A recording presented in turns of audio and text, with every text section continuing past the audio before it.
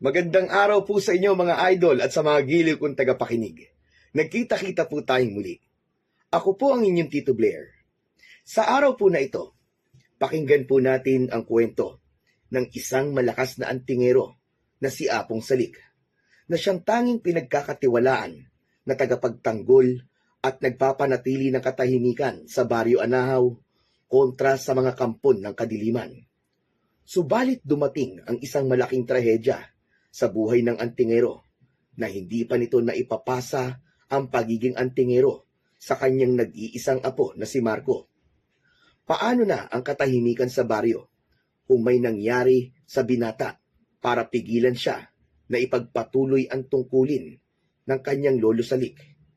Ano naman ang mahalagang papel na gagampanan ng isang batang sinitoy para sa kaligtasan ni na Lola Dorina at Marco? Sa paanong paraan babalik ang malakas na antingero para iligtas ang baryo sa kilabot na hatid ng mga aswang? Pakinggan po natin ang kwentong ito na punong-puno ng pakikipagsapalaran, pag-asa at pagmamahal. Ngunit bago po ang lahat mga idol, huwag po nating kalimutan mag-subscribe at i-hit ang notification bell sa aking YouTube channel na The Voice Addict, para sa mas marami pang makapigil hiningang kwentong aswang at katatakutan mula sa mundo ng kababalaghan. Umpisahan na po natin ang kwento. Tubong Mindanao si Apong Salik. Doon siya isinilang at naroon ang kanyang mga magulang. Subalit sa Bisaya siya nagkaroon ng pamilya sa Baryo Anahaw. Kaya lamang ay napilitan din siyang iwan yon upang bumalik sa Mindanao sa isang hindi inaasahang dahilan. Ang pag-alis niya sa Baryo Anahaw ay nagdulot ng pangamba at takot dahil batid ng mga naninirahan dito na ang pag-alis ni Apong Salik ay mangangahulugan ng kaguluhan, sapagkat walang hahadlang sa pananalasa at lagim na hatid ng grupo ng mga aswang. Isang antingero si Apong Salik at manunugis na mga kampon ng kadiliman, lalo na ng mga aswang. Sa pagkawala ni Apong Salik sa baryo, ay ganun na nga ang nangyari. Nabalot ng takot ang baryo, araw man o gabi.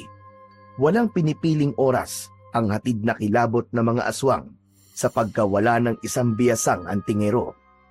Katunayan nga, may mga residente na piniling umalis na lamang sa baryo upang iligtas ang kanilang angkan at magkaroon ng katahimikan. Subalit ang mga walang kakayahang umalis at walang katiyakan ang pupuntahan ay namalagi doon. Pinalakas na lang nila ang kanilang loob at laging naghahanda para sa lagim na maaaring ihatid ng mga aswang. Subalit ang pangamba at takot ng mga taga-Baryo Anahaw ay napalitan ng pag-asa at kasiyahan dahil sa pagbabalik ni Apong Salik sa Baryo Anahaw mula sa paninirahan ng matagal sa Mindanao. Kasama niya sa pagbabalik ang asawang si Dorina at ang apong si Marco. Aba Salik, napakalaki na ng pinagbago ng baryong ito. Nang dumating tayo, ay halos hindi ko na makilala ang mga bumati sa atin. Halos 15 taon rin tayong nawala dito. Sa tingin ko ay 5 taon pa lamang si Marco nang umalis tayo dito. Opo, Lola Dorina.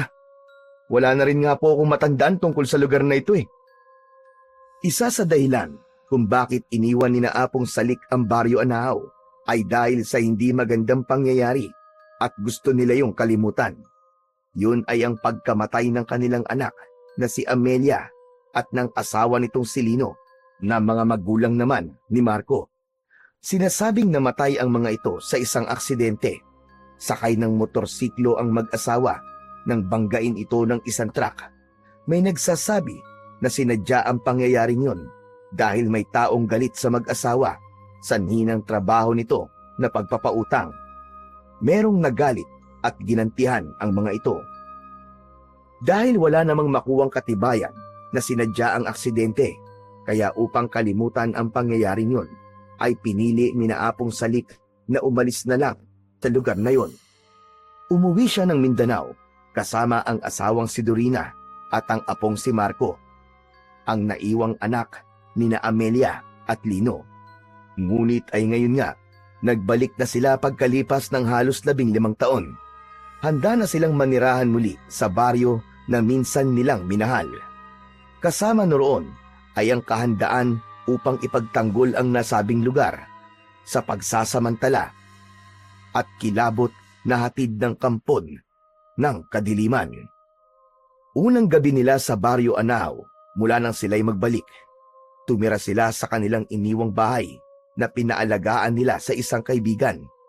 Bagamat may mga bahagi ng bahay na sira na dahil matagal na panahong hindi tiniran, ay maaari pa naman itong tuluyan. Naghahanda na sa kanilang pagtulog ang tatlo na napagod sa ginawang paglilinis sa bahay. Bumili na lamang sila ng lutong pagkain dahil wala pa silang mga gamit. Nagsimula ng dalawin ng pagkaantok ang mag-asawang Apong Salik at Dorina. Ang apo naman nilang si Marco na edad 20 ay agad namang nakatulog at naghihilik pa. Tignan mo itong apo mo. Tila hindi na mamahay. Nakatulog kagad. Dahil sa pagod sa paglilinis, saka dito ipinanganak at lumaki si Marco. Kaya siguro, komportable kagad siya. Mabuti pa at matulog na rin tayo sa lik. Bukas, may mga dapat pa tayong asikasuhin. Mauna ka na, Dorina. Ako'y hindi pa gaanong inaantok. Hay nako, bahala ka na nga. Ako'y talagang inaantok na. Mauna na ako matulog.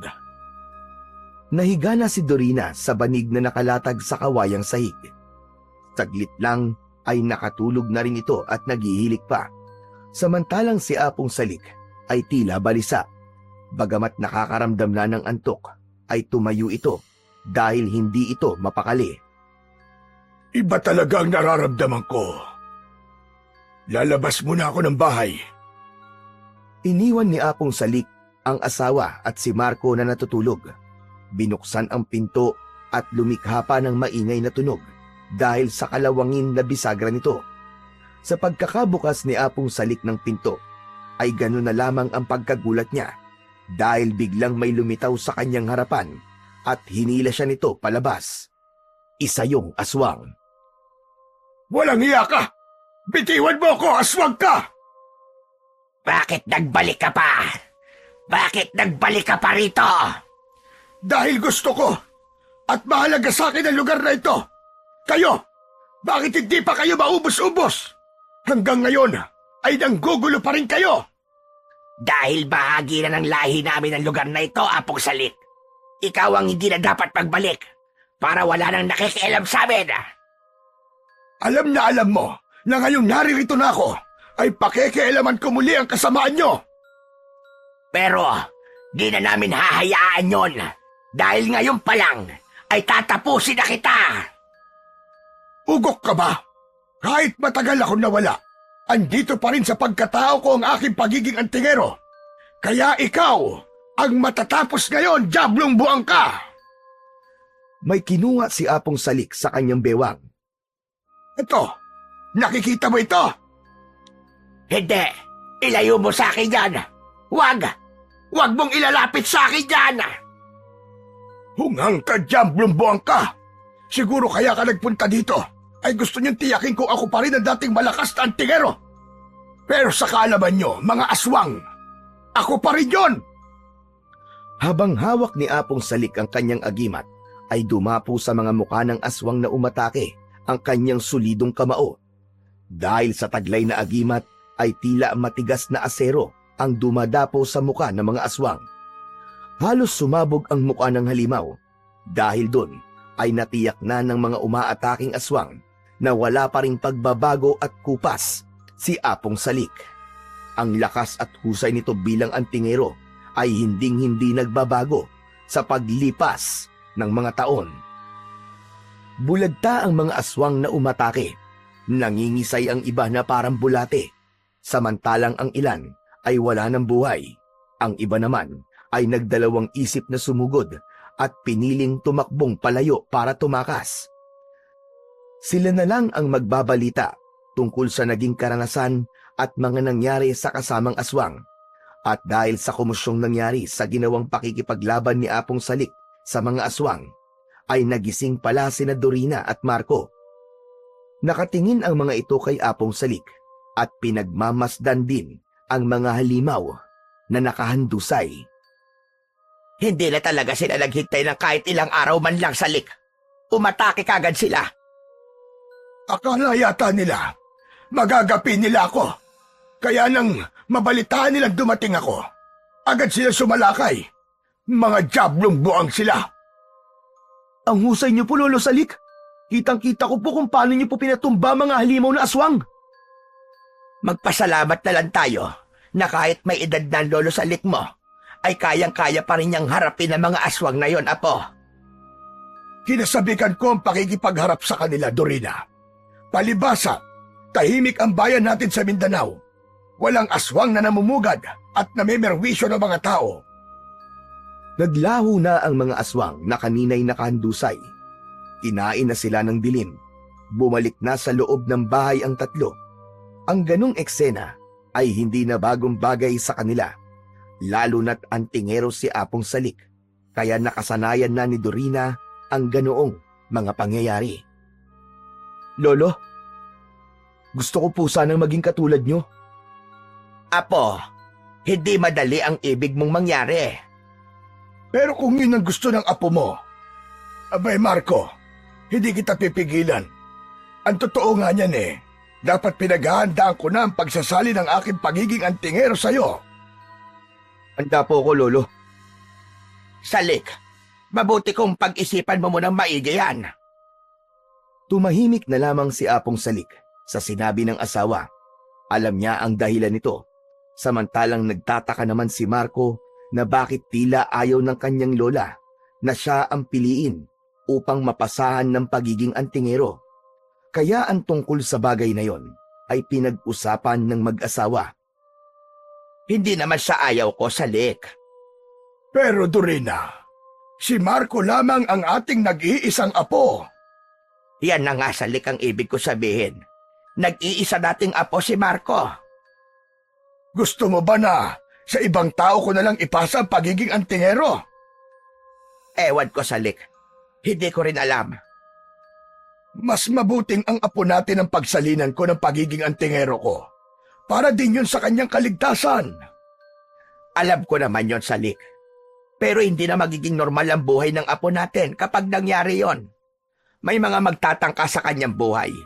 Hindi lang sa sarili niya ang kanyang magiging pananagutan, kundi ang buong baryo. Kasama yon sa dapat niyang maunawaan, Dorina. Ang iniisip ko lang, kung handa ba si Marco sa mabibigat na obligasyon na maaari niyang pasanin. Tanging kapakanan lamang ni Marco ang iniisip ni Lola Dorina. Ayaw niyang magkaroon ng tuwirang responsibilidad ang kanyang apo. Ang maipagpauna ang para sa ibang tao kaysa ang pansariling kapakanan. Ilan lang yun sa mga bagay na naalis kay Apong Salik dahil sa pagiging antingero nito. Kung anong makakapagpasaya sa apo natin, yun ang dapat niyang sundin. Ang sa akin lang naman ay kung pwede sana'y wag na lang. Kaya lang siya pa rin ang masusunod kung ano talaga ang kanyang nais. Bagamat labag sa loob ni Dorina na maging antingero ang apong si Marco, ay hindi niya pa rin ito maaaring pangunahan. Si Marco pa rin ang siyang nakakapagpasya para sa sarili niya. Kaya minsan ay masinsinang kinausap ni Apong Salik si Marco. Mula nung maliit ka pa, Marco, ay alam mo na ang pagiging antingero ko, hindi ba? Opo, Lolo. Kaya nga po, idol na idol ko po kayo eh. Ngayon pa lang ay sinasabi ko na sa'yong hindi magiging madali ang pagiging antingero. Alam ko po yun, Lolo. At nakahanda po ako. Gaano ka kahanda, Apo? Handang-handa po. Kahit ngayon po, ay handa na po ako para turuan nyo. Yan! Yan ang gusto ko sa'yo, Apo. Gusto ko rin pong makatulong sa mga kababayan natin. Saka isa pa po, Lolo. Di po ba sabi nyo po, hindi talaga aksidente yung nangyari kina Inay at Itay, kundi sinadya yung pagkakabangga sa kanila? Pati pala yun ay natatandaan mo. Naisip ko lang po kasi, baka kagagawan din yun ng mga aswang. Lalo na't dapat ay kay itay nyo ipapasa ang pagiging antingero. Naisip ko na yan, Apo. Isa yan sa pwedeng dahilan. Kaya pinagplanuhan nilang mawala ang itay mo. Ngayon po, Lolo, ay sa akin nyo naman ipapasa yun. Kaya nga, Apo, dapat kang mag-ingat. Pero bakit po ba? Natatakot silang mga aswang kapag sa kadugo maipapasa ang pagiging antingero? Sapagkat kapag sa kadugo na ipasa ang pagiging antingero, ay lalong lumalakas ang taglay na agimat. Subalit, kung ipapasa naman sa hindi kadugo, ay mababawasan ang lakas. Kaya ngayon ang nais ng mga aswang, ang maipasa sa ibang tao ang pagiging antingero para humina ang taglay na lakas ng agimat. Ganun po pala yun, Apo Salik. Kaya dapat talagang maihanda na kita. Lalo na ngayong may edad na rin ako. Basta nandito lang po ako palagi, Lolo. Kahit gaano pa po kakomplikado ang pagiging antingero, nakahanda po ako. Tanging ngiti na lamang ang naisagot ni Apong Salik sa apong si Marco. Nakita niya ang kahandaan nito para maging susunod na malakas na antingero. Samantala, sa kuta naman ng mga aswang ay nagiging paksa na rin ng kanilang usap-usapan ang tungkol sa pagbabalik ni Apong Salik. Lalo na't bigo ang una nilang planong pagpapadala ng mga aswang upang alamin ang kapangyarihan nito. Napatunayan nga ng mga umataking aswang na wala pa ring pagbabago ang lakas ni Apong Salik. Yun ang nakarating sa pinuno ng aswang na si Senyor Divino, bagay na hindi niya ikinatuwa. Buisit! Buisit talaga! Masisira ang mga plano natin sa pagbabalik ni Apong Salik. Tama po kayo, senyor. At nalaman natin, wala pa rin pagbabago po ang lakas niya. Subalit matanda na sa Urbano. Ang ibig sabihin ho malapit na po siyang mamatay. Konting panahon na lamang po. Siyempre, pinaghahandaan na yon ni Apong Salik. Wala siyang ibang pagpapasahan ng kanyang pagiging antingero, kundi ang kanyang apo, senyor. Sakaling maipasa niya ang pagiging antingero sa ikatlong saling lahi, triple din ang magiging lakas nun. Kaya nga po mas magiging mapanganib para sa atin, hindi ho ba? Hindi natin dapat payagang mangyari yun, Urbano. Ano hong iniisip niyong gawin, senyor? Ang iligpit ang apo ni Apong Salik, ganun ho ba? Nakatingin lamang si Senyor Divino sa pinagkakatiwalaan niyang tauhan. Iniisip kung tama nga bang ganun ang gawin at kung magiging madali yun. Samantala, ay may nabuo ng pasya si Apong Salik. Desidido na siya sa kanyang apo na si Marco ipasa ang pagiging antingero. Kaya ng araw na yon ay isinama niya ang binata sa may burol. Lo, ano pong gagawin natin dito? Wala na tayong panahon, Apo.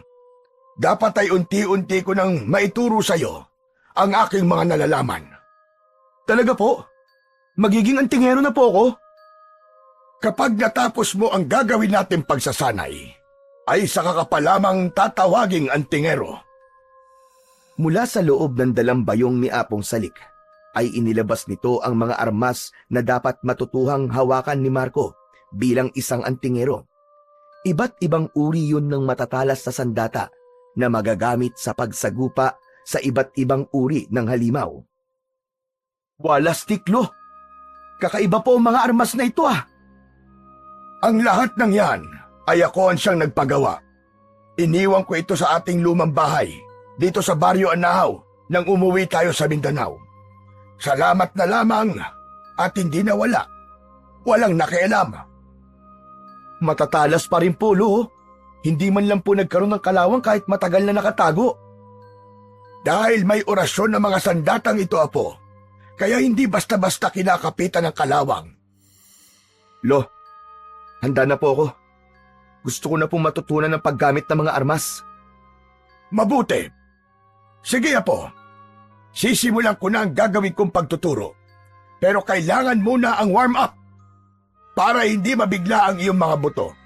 Kaya uumpisahan na natin sa mga simpleng ehersisyo. Itinuro na nga ni Apong Salik kay Marco ang mga dapat malaman na nagsimula sa isang ehersisyo, hanggang sa pinahawak niya rito ang armas at itinuro ang tamang paggamit ng mga yon, mula sa paghawak ng buntot ng pagi at pagwasiwas dito, paggamit ng karet, ng pana at baril na desabog. Lahat yon ay isa-isang itinuro ng matanda sa kanyang apo. Sa pag-uwi ng maglolo ay nakita ni Lola Dorina na pagod ang dalawa. Bagamat may kutob na ito kung saan galing ang maglolo, nagtanong pa rin ito. Sa burol ba kayo galing, Salik? Oo, Dorina. Bigyan mo nga muna kami ng tubig. Pagod at uhaw na uhaw kami ni Marco. Kumuha ng pitsil ng tubig at 2 baso si Lola Dorina at ibinigay yun sa asawa. Nagsali ng tubig sa 2 baso si Apong Salik at ang 1 basong puno ng tubig ay ibinigay sa kanyang apong si Marco. Uminom ang maglolo. Pagkatapos uminom ay nakadama ng ginhawa si Apong Salik na wala ang nararamdamang paninikip ng kanyang dibdib. Ay, Diyos ko, salamat. Okay ka lang ba, Salik? Oo, kahit paano ay nawala ang paninikip ng dibdib ko. Hindi ka kasi dapat nagmamadali, pambihira ka, alam mo matanda ka na. Sabi ko nga po kay Lolo na may ibang araw pa naman po eh. Maaari pa kaming bumalik sa susunod na araw para sa kanyang pagtuturo sa akin. Mas mainam kasi na marami ka na kagad na matutunan, apo. Kaya mahabang oras ang ginawa natin pagsasanay. Pero nahihirapan naman po kayo, Lo. Anong nahihirapan? Nanibago lang ako. Palibasa ay matagal bago ko nahawakan uli mga armas na yon. Ikaw naman kasing matanda ka. Matigas ang ulo mo. Alalahanin mo, Salik. Hindi ka na bata. Gurang ko na. Kaya ko pa naman Mamaya nga Pwede pa akong umisa. Sabay akbay ni Apong Salik sa asawa na agad namang inalis ni Dorina ang braso na isinampay ng matandang lalaki sa kanyang balikat dahil may halong mali siya yon. Hoy, ikaw na matanda ka. Tumigil ka. Saka hindi ka na nahiya sa apo natin kung ano-ano sinasabi mo. Hindi na minor de edad ang apo natin. Naiintindihan niya na ang bagay na yon. Kahit na ba, bastos na ire. Natatawa na lamang si Marco na nakatingin sa kanyang lolo at lola. Ang totoo'y sanay na siya sa ganoong biruan ng 2 matanda dahil nga may pagkapilyo ang kanyang lolo Salik. Bagay na hindi niya yata namana sa kanyang lolo sapagkat may pagkamahiyain siya. Kaya nga, wala pa rin siyang nagiging kasintahan sa edad niyang 20 anyos. Apo, pagpasensyahan mo na itong lolo mo Ang tanda-tanda na pero kung ano-ano pang pumapasok na kalokohan sa utak. Abe, ewan ko ba rito? Bakit? Ayaw mo ba, Dorina? Magtigil ka nga. Abay, napakakulit na matandang ito Kunwari ka pang ayaw mo, tapos ikaw naman ang mangangalabit mamaya. Loko-loko! O sige, kung ayaw mo, edi hahanap na lang ako ng pwede. Siguro naman ay may makikita ko riyan. Aba, lintik to matandang to Subukan mo lang. Subukan mo lang! Bakit? Anong gagawin mo? Nakikita mo yung laman ng dala mong bayong. Kukunin ko dyan yung matalas mong karet at gagamitin ko sa'yo. Kakaritin ko ang ano mo. Mawawalan ka na ng kaligayahang damuho ka. Aray ko po, tapos sa junior ko pa nagkataon. Kaya umayos ka. Huwag kang loko-loko. Bastos na matandang ito. Napahagalpak ng tawa si Marco sa biruan ng kanyang lolo at lola. Sadyang mabiro si Apong Salik. Bagay na nagpapagaan ng kanilang buhay kahit pa kung minsan ay dumarating din sa kanila ang iba't ibang problema. Nagagawang tawanan na lang yon ni Apong Salik dahil naniniwala siya na dapat tinatawanan ang problema at matatapos din ito. Kinagabihan, matapos makapaghapunan ng 3, ay inayos na ni Marco ang higaan ng kanyang lolo at lola. Ganon din ang para sa kanya na nasa kabilang silid ng kanilang bahay. Gusto na sana niyang magpahinga, pero ramdam pa rin niya ang pagkabusog. Napadami kasi ang kain niya dahil nagustuhan niya ang nilutong dinding ng kanyang lola Dorina. Paborito niya yon, kaya kapag yun ang inihahanda ng lola niya, ay tsak mapaparami ang kanyang kain. Ramdam pa rin niya ang pamimigat ng kanyang tiyan. Lolo, Lola, lalabas lang po muna ako saglit ha. At saan ka pupunta? Gabi na, Apo. Maglalakad-lakad lang po ako. Pabababain ko lang po yung kinain ko. Naparami po kasi ang kain ko dahil sarap po talaga ng luto ni Lola eh. Pinigilan ko na lang kumain ng marami. Kung bakit kasi ang sarap magluto nitong lola mo. Abay, oo naman. Basta para sa inyong dalawa, talaga sinasarapan ko ang aking pagluluto. Pero kahit gaano pa kasarap ang luto mo, Dorina, may masarap pa rin yan. Ang alin na naman yon? E di ikaw. Napangiti si Marco dahil nagsimula na namang magbiro ang kanyang lolo. Ang damuhong ito, umariba na naman. Nag-uumpisa ka na naman ng kamanyakan mo, pambihira ka, matanda ka. Ikaw talagang tao ka, oo. Ano bang manyak ang sinasabi mo? Pagsasabi lang yun ang totoo na may halong pagmamahal. Tumahimik ka na nga, Salik. Namumuro ka na sa akin, ha? Puro ka kabulastugan. O sige na, Apo. Sabi mo nga lalabas ka muna at maglalakad-lakad. Iwan mo na kami ng lola mo para kami makapagsimula na rin. Ay talagang humihirit ka pang matanda ka. Ito naman ang daming reklamo. Pero mamaya pag wala na ang apo natin ikaw pa ang agresibo. Si Raulo, ako pang, nako, nanggigigil na ako sa'yo, Salik. O nakita mo na. Pinanggigigilan ako. Sabi ko na nga ba pinaplastic mo lang ako. Aayaw-ayaw pero gusto. Nako talaga, ikaw na matanda ka. Pinipikon mo ako. Sige na nga, Apo. Sige na, lumabas ka na. At nang matigil na sa kakakuda itong lola mo, kapag natahimik siya at di na nagsasalita, alam mo na, may nakasubo sa lola mo. Biglang hinataw ni Dorina ng mahabang hangir si Apong Salik. Bastos na matanda ka! Bastos! Bastos ka! Kung ano-ano sinasabi mo, di ka na talaga nahiya sa apo natin. Natatawa na lamang na lumabas ng bahay si Marco. Yun marahil ang dahilan kaya nakikita niyang masaya ang kanyang lola Dorina dahil lagi itong napapatawa ng kanyang lolo Salik. Naglakad-lakad sa labas ng bahay ang binata. Mabagal lang ang bawat takbang niya dahil wala naman siyang patutunguhan kundi nais lamang niyang bumaba ang kanyang kinain at mawala ang pagkabusog. May naramdamang kakaiba ang binata na pakiwari niya ay may kung anong nilalang na nagtatago sa kadiliman. Kailangan maging handa ako. May kakaiba akong nararamdaman sa paligid. Saglit na huminto sa kanyang paglalakad ang binata. Pilit na nakikiramdam ito. Iginala ang kanyang mga mata sa madilim na bahagi. Naghihintay ng anumang nilalang na lilitaw doon na biglang aatake sa kanya. Subalit lumipas ang ilang sandali ay wala pa ring anuman na galing mula sa dilim. Hanggang isang sigaw ang kanyang narinig. Sigaw yun ng kanyang lola Dorina mula sa loob ng bahay. Kaya napatakbo si Marco papasok sa loob.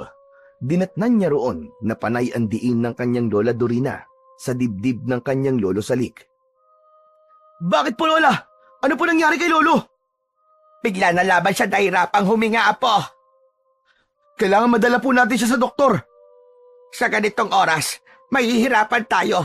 Wala tayong sasakyan. Hahanap po ako. Magtatanong-tanong po ako. Kailangan may sugod po siya sa ospital.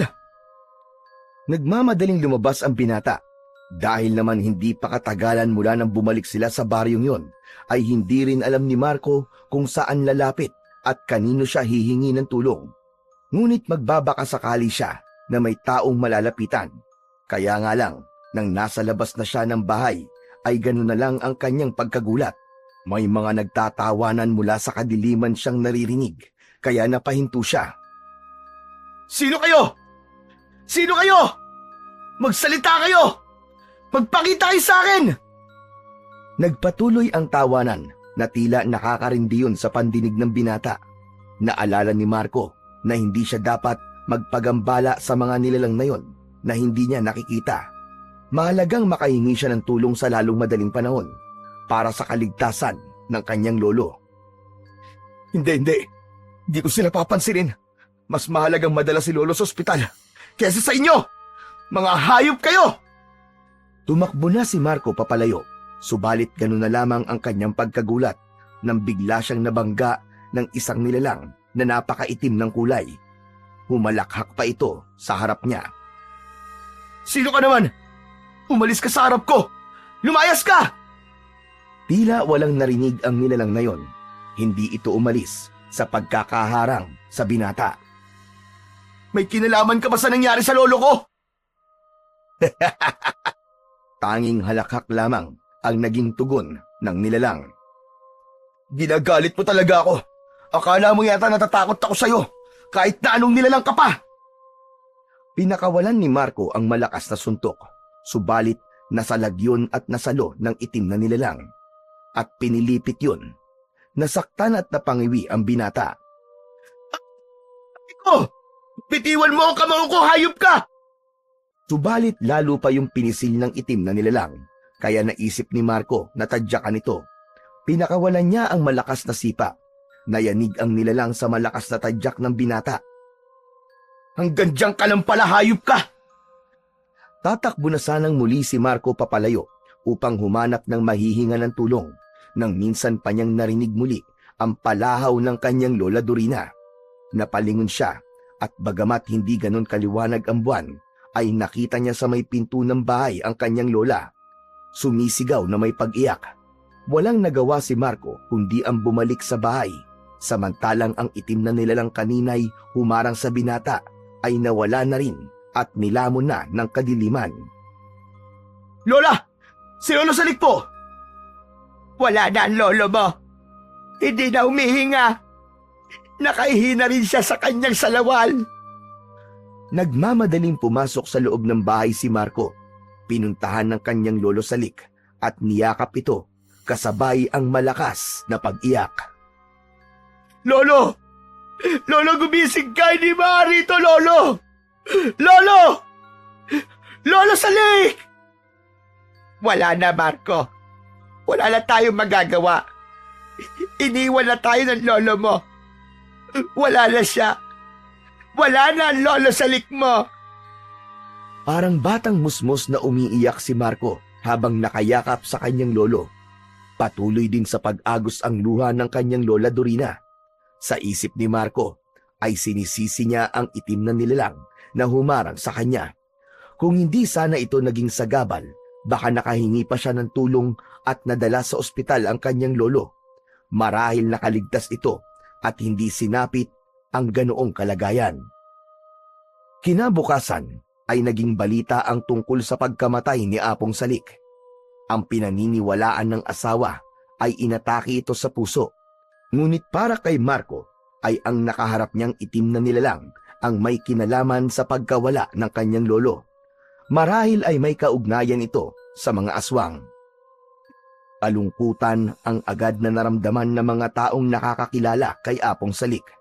Lalo na't inakala nila na sa pagbabalik nito sa baryo ay magiging ligtas na ang lugar nila sa pamimerwisyo ng mga aswang.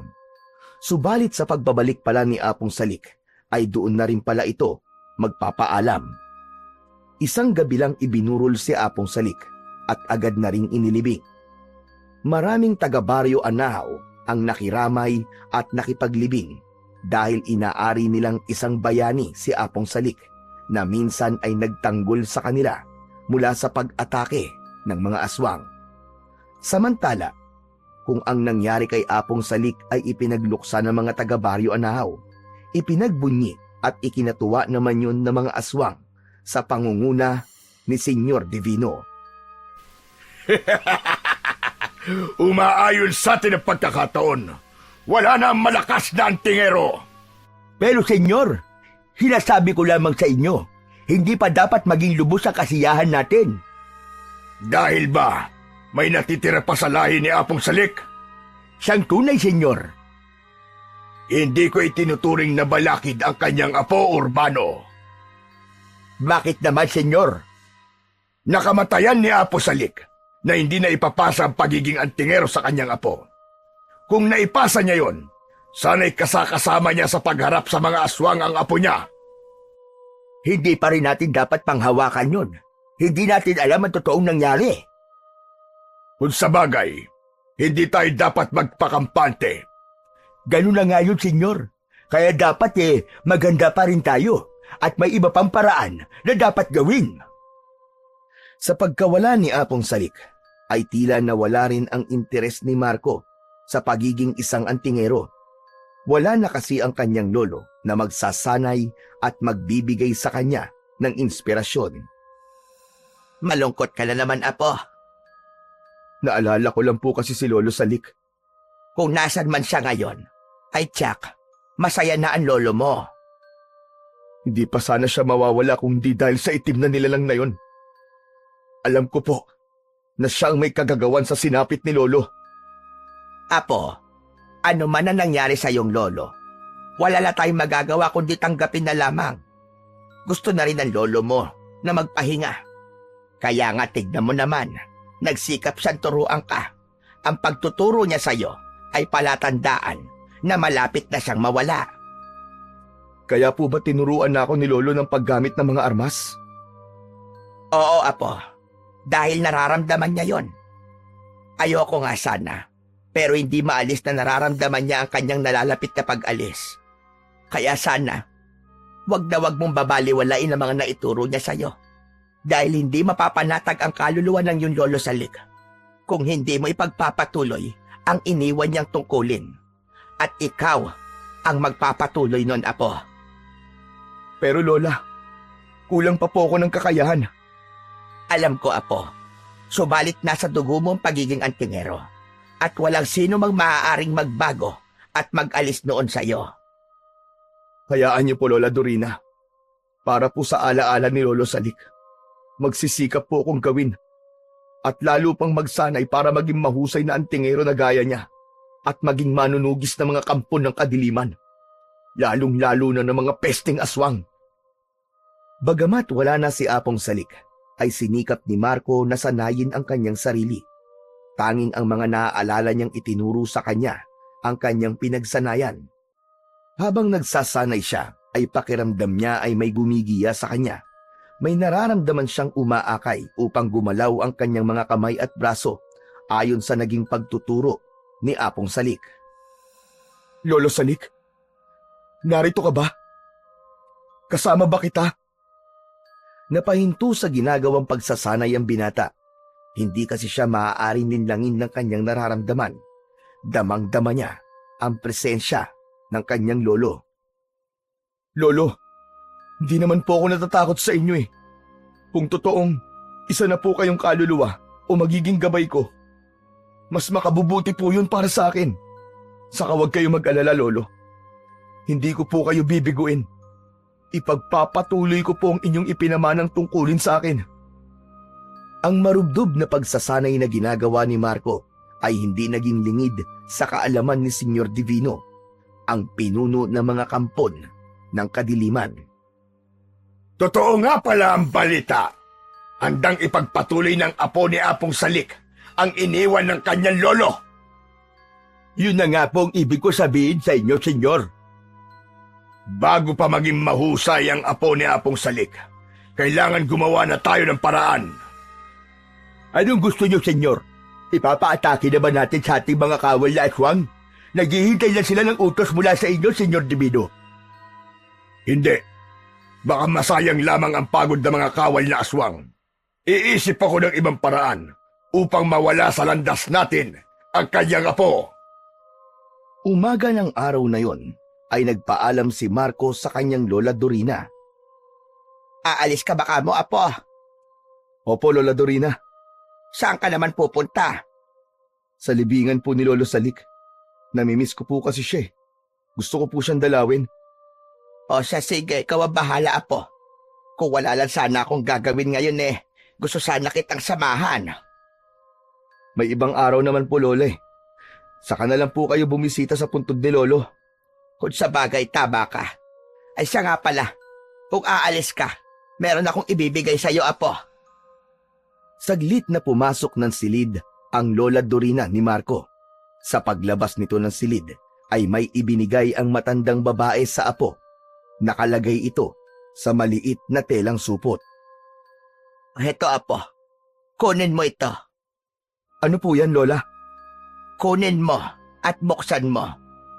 Kinuha ni Marco ang ibinigay na bagay ng kanyang Lola Dorina. Niluwagan ang pagkakatali sa telang supot.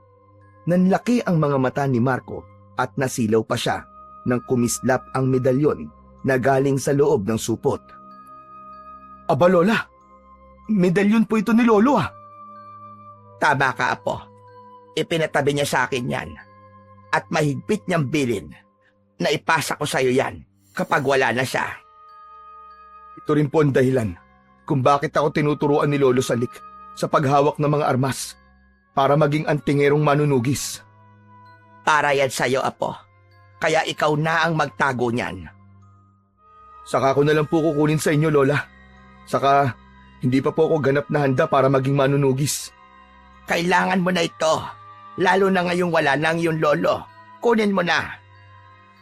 Wala po akong laban na pupuntahan, Lola. Sa puntod po ni Lola Salik ang punta ko. Siguro naman po wala pong panganib nun. Saka saglit lang naman po ako doon. Uuwi rin po ako kagad. Hala, sige, ikaw ang bahala. Itatago ko na lang muna itong medalyon. Pero dapat sa susunod na araw ay kailangan hindi mo na ito ihiwalay sa katawan mo. Wala na ang lolo mo. Ikaw na ang siyang magiging tagapag-ingat nito. Ikaw na ang bagong magmamay-ari nito, Apo. Umalis ng bahay na hindi dala ni Marco ang agimat na minana niya sa kanyang Lolo Salik. Tinungo niya ang sementeryo kung saan inilibing ang kanyang lolo. Naupo siya malapit sa libingan at pinagmasdan ang puntod nito. Habang nakamasid sa puntod ng lolo, ay hindi niya maiwasan na maalala ang mga masasayang araw na magkasama sila. Ang huli nga ay ang pagtuturo nito sa kanya sa paghawak ng iba't ibang uri ng armas kontra sa mga alagad ng kadiliman. Naramdaman na lamang ng binata na pumapatak na ang kanyang luha mula sa mga mata dahil mabigat pa rin sa loob niya ang naging pagkawala ng minamahal niyang lolo. Ilang oras din siyang namalagi sa sementeryo. Pauwi na siya at nang nasa labas na siya ng libingan ay may mga lalaking nakasalubong siya. Inakala ni Marco na may pupuntahan lang ang mga ito, subalit bigla itong pumaikot sa kanya. Sino kayo? Anong kailangan niyo sa akin? Hindi sumagot ang mga lalaking kaharap ng binata. Nakaramdam si Marco na panganib ang dala nito sa kanya. Anong problema niyo? May atraso ba ako sa inyo? Nanatiling walang imik ang mga lalaking kaharap ni Marco. Naghanda naman ang binata. Humahanap ng tiyempo upang matakasan ang mga kaharap. Subalit inumpisan ng mga itong lumakad papaikot kay Marco. Handa sila sa anumang gagawin ng binata. Subalit bago pa makakilos si Marco upang tumakbong palayo, ay biglang hinawakan ng isang lalaki ang mga braso ni Marco at pilit na hinila ito sa gawing likuran. Kasunod ay may kung anong likidong iwinisik ang isa pang lalaki sa mukha ng binata na agad na nagkaroon ng bisa. Biglang nahilo at napapikit si Marco. Kasunod nun ay bigla nitong pagbagsak na agad naman sinalo at inalalayan. Binuhat ng mga lalaki si Marco at dinala ito sa isang sasakyan. Kung saan ito dadalhin ay sila lamang ang nakakaalam. Maghapong naghintay si Lola Dorina sa pagdating ng kanyang apo. Nagluto pa naman siya ng paborito ni Marco na dininding dahil alam niyang gutom ang binata pagkagaling sa sementeryo. Subalit hapon na ay hindi pa rin umuuwi ang binata. Bakit kaya wala pa si Marco? At sabi niya ay sa sementeryo lang ang punta niya. Wala naman siyang sinabing ibang pupuntahan. Nasaan na kaya ang batang yon? Ako'y lubos na nag-aalala na. Nakadama ng kaba at pagkabahala si Lola Dorina sa hindi pag-uwi ng apo sapagkat hindi na mapalagay ang matandang babae, kaya kahit medyo masakit ang kanyang rayuma ay pinili niyang puntahan ang kanyang apo sa sementeryo. Malapit ng dumilim nang sapitin ni Lola Dorina ang sementeryo. Kaya lamang, wala roon ang apong si Marco. May isang tao siyang nakita na napadaan sa may libingan, subalit wala raw itong nakitang ibang tao roon. Lalo lamang kinabahan at nakadama ng takot si Lola Dorina. Diyos ko, nasa na kaya ang apo ko si Marco? Ano na kaya nangyari sa kanya? Dapat kasi tinanggap na lang niya ang medalyon at dinala niya. Kahit paano, ay may maitutulong yun sa kanya bilang proteksyon. Umuwi ang matandang babae na hindi pa rin mapalagay. Abot-abot na ang kanyang kaba sa kung anong nangyari sa kanyang nag-iisang apo na si Marco. Lumipas pa ang magdamag na halos hindi nakatulog si Lola Dorina sa pag-iisip at pag-aalala. Panay ang tingin sa labas ng bahay sa pagbabakasakaling may pinuntahan lang ang apo at uuwi rin ito. Kaya lang, mag-uubaganay wala pa rin, kahit pa ang anino ng binata. Samantala, sa isang liblib na lugar hindi kalayuan sa Baryo Anahaw, pakiramdam ni Marco ay galing siya sa mahabang pagtulog. Napakunot ang kanyang noo at ganun na lang ang pagtataka dahil hindi pamilyar sa kanya ang kinaroroon ng lugar. Ganun na lang din ang pagkagulat niya nang malamang wala siyang saplot sa katawan. Subalit ang kanyang mga damit ay nasa tabi lang niya. Kinuha niya ang damit para isuot yun. Nang makarinig siya ng iyak ng babae, hinanap niya ang pinanggagalingan na tila malapit lang. Paglingon niya ay nasa gawing likuran lang niya ang babae. Hubad din ito, subalit nakatakip sa katawan ang hawak na damit. Nagmadali si Marco sa pagsusuot ng damit, sadyang hindi niya naiintindihan ang mga nangyayari. Nang makapagdamit na ang binata, ay may pag-aatubiling nagtanong sa babae. Sino ka? Bakit ako nandito? Talaga ang tinanong mo? Ikaw, anong ginawa mo sa akin? Aba, ewan ko miss, hindi ko alam. Walang iya ka. Napakasama mo. Pagkakayaran mo ang paglipastangan mo sa akin. Aba, teka, sandali miss. Hindi ko alam ang sinasabi mo. Hindi ko nga alam kung bakit ako nandito at kung sino ka. Ba't kasama kita? Nagkukunwari ka pa talagang walang alam. Malinaw pa sa sikat ng araw na nilipastangan mo akong hayop ka. Pinagsamantalaan mo ako. Teka lang, nagkakamali ka. Hindi ko yun magagawa sa'yo. Talagang magkukunwari ka pa. Pagpipilitan mo pa. Tignan mo nga, wala kang suot ng magising ka. At bakit ganun din ako?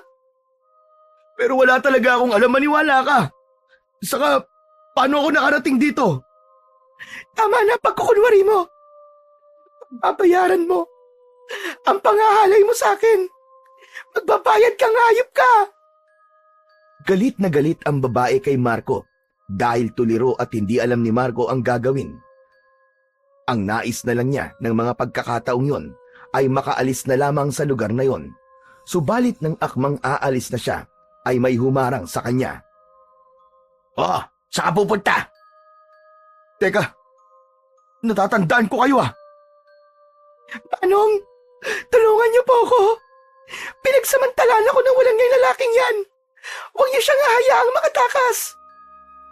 Hinawakan ng mga lalaki ang braso ni Marco upang hindi ito makaalis.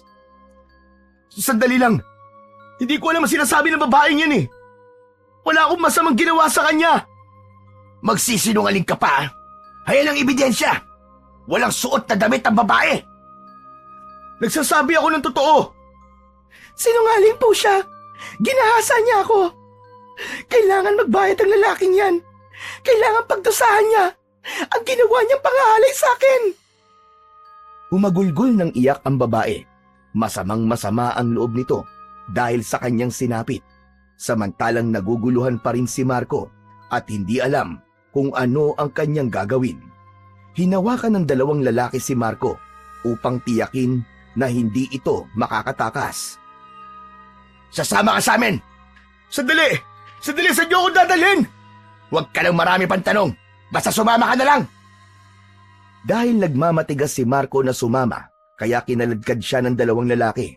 Isinakay ng sasakyan at dinala ang binata sa himpilan ng pulisya. Gaya ng sinabi ng babae, inakusahan ng panggagahasa si Marco. Pagkalipas ng ilang oras, ay dumating sa presinto ang babaeng nagsasabing pinagsamantalahan siya ni Marco upang formal na maghain ng kanyang reklamo. Sa bahay naman ng lola ni Marco ay halos ilang araw na ring walang tulog si Lola Dorina dahil sa pag-aalala nito para sa kanyang apo. Ipinagtanong-tanong na rin niya kung kanino si Marco, subalit walang nakakaalam.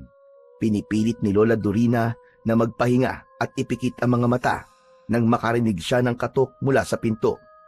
Mabigat ang katawan na tinungo ang pintuan. Nanlaki ang mga mata nito nang mabungaran ang dalawang unipormadong pulis. Malakas ang kabog sa dibdib ni Lola Dorina sa sasabihin ng kaharap na pulis. Ano po ang kailangan nyo mga sir? Tungkol po ba ito sa nawawala kong apo?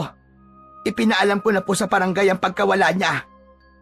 Ipinaalam ng pulis na kaharap ni Lola Dorina kung nasaan ang apo. May tuwa sa puso sa ipinaalam ng mga pulis na buhay si Marco, subalit naroon din ang bigat sa dibdib nang sabihin na nakakulong ito dahil sa krimeng ginawa. Teka lang po, mamang pulis. Mabait po ang apo ko. Hindi niya magagawang manghalay ng babae. Wala nga po siyang kasintahan dahil takot po siya sa babae. Kaya hindi po yun magagawa ng apo ko. Tahimik lamang ang pulis, walang reaksyon sa mga paliwanag ng matandang babae. Hindi po ba kayo naniniwala sa akin? Gusto ko po makita at makausap ang apo ko. Pupunta po ako sa kanya. Isinama ng mga pulis si Lola Dorina sa presinto.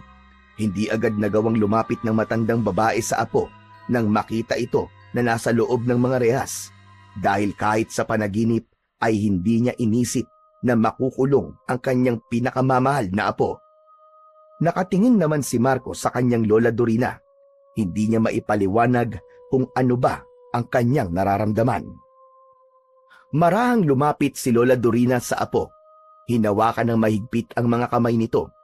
Nagsimula ng umagos ang luha sa mga mata ng matandang babae. Nangingilid na rin ang luha sa mga mata ng binata. Lola, wala po akong kasalanan. Wala po akong alam sa ibinibintang nila sa akin. Naniniwala ko sa iyo, apo. Dahil kilala kita. Hindi ko po alam yung pinaparatang nila, Lola. Lahat po yun, walang katotohanan. Pero sino ang gumawa ng ganitong kalokohan sa iyo, apo? Bakit ibig nilang makulong ka? Lola, ayoko po rito. Ayoko rito, Lola. Tulungan niyo po ako. Huwag kang mag-alala, apo. Gagawa ko ng paraan. Hahanap ako ng tulong para mapalabas ka rito sa kulungan na ito. Dahil naniniwala ko sa iyo na wala kang masamang ginawa. Wala kang kasalanan, apo. Maraming salamat po, Lola Dorina. Salamat po. Apo, mahal na mahal kita at gagawin ko ang lahat. Makalabas ka lamang dito. Sana buhay pa po si Lolo Salik. Baka hindi po ito nangyari sa akin. Oo, apo. Dahil hindi papayag ang lolo mo. Nasapitin mo ito. Malungkot na umuwi si Lola Dorina. Mabigat ang kanyang dibdib dahil sa sinapit ng kanyang apo, sapagkat batid niyang walang katotohanan ang krimeng ipinaparatang dito. Kaya gagawa siya ng paraan upang makalabas ito ng kulungan. Subalit ang malaking katanungan kay Lola Dorina ay kung sino ang may pakana ng bagay na yon at bakit pinaratangan ng kung anong akusasyon para lamang ipakulong ang kanyang apo. Samantala, nakarating na sa kaalaman ni Senyor Divino ang nangyari kay Marco. Tignan mo nga naman. Pumapanig sa atin ng pagkakataon. Wala na pala tayong gagawin, Senyor Divino. May kalokohan din pala sa katawan ng apo ni Salik. Nakuha pang manggahasa ng isang babae. Dahil sa ginawa niya, habang buhay na siyang makukulong. Sayang talaga siya. Nanghihinayang ka sa kanya, Senyor Divino?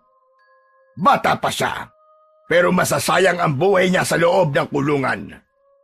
Naging pasaway siya, kaya tama lang yun sa apo ni Apong Salik. Ang naiisip ko lamang ngayon ay naipasa kaya sa apo ng matandang yon ang pagiging malakas na antingero. Subalit, Senyor Divino, bigla-bigla ang kamatayan ng matanda. Iniisip mong hindi yun naipasa sa kanyang apo? Posible yun, Senyor. Asa na malakas na medalyon at taglay niya? Kung ganon, posibleng hawak ito ng asawa niya. Pwedeng gano'n na nga. Dahil wala namang maaaring pag-iwanan si Salik kung hindi ang apo at ang asawa niya. Ibig sabihin, Senyor, maaari yung gamitin ng kanyang asawa. Oo, tama ka, Urbano. Subalit hindi yun magiging malakas, kundi mas lalakas ang bisa ng medalyon kung ang lalaking anak na may duguri ng pagiging antingero ang papasahan nun. Kung ganon, Senyor Divino, kailangan na nating kumilos ngayon. Tama ang iniisip mo, Urbano. Habang hawak pa ni Dorina ang medalyon, kailangan makuha na natin yun sa kanya. Sa mga unang gabi ni Marco sa loob ng kulungan, ay hirap siyang kumain at matulog. Bagamat maayos naman ang pakikitungo sa kanya ng mga bilanggong kasama, ay hindi pa rin maalis sa kanya ang labis na kalungkutan. Naaalala niya ang kanyang Lola Dorina na nag-iisa lamang. Sa kubo naman ni Lola Dorina ay lalong napuno ng kalungkutan dahil hindi niya kasama ang kanyang apo. Si Marco na lamang sana ang makakapagpasaya sa kanya dahil wala na ang asawa, subalit dahil sa mga nangyari na nakulong ito. Palaisipan pa rin kay Lola Dorina kung sino ba ang may kagagawan ng bagay na yun. Tumayo ang matandang babae. May hinilang baul sa ilalim ng kamang tinutulugan ni Marco. Binuksan yun at kinuha sa loob ang supot na tela na pinaglalagyan ng medalyon. Yun ang tanging alaala sa kanila ni Apong Salik. Mahalagang bagay na maaaring makatulong din ng malaki sa kanilang maglola. Lalo na sa pinagdaraanan nila ngayon. Bago pa may mangyari kay Marco, ay inalok na ni Dorina na kunin yun ng apo. Subalit tinanggihan, kundi sa ibang pagkakataon na lamang. Kinuha ng matandang babae ang medalyon, masusing pinagmasdan habang nasa kanyang mga palad. Kung dinala lang sana ni Marco ang medalyong ito, baka hindi nangyari yun sa kanya. At nagawa sana niyang ipagtanggol ang kanyang sarili. Naproteksyonan sana siya ng agimat na ito. Subalit huli na ang lahat. Nangyari na ang nangyari. Ang iniisip ngayon ni Lola Dorina ay kung paano matutulungan na makalaya ang apong si Marco. Kaya muling lumabas ng bahay ang matandang babae. Bitbit niya ang medalyon dahil naniniwala siyang magdadala rin yun ng swerte sa kanya. Nagbabaka sakali na ang mga taong lalapitan niya para hingan ng tulong ay mapagbibigyan siya.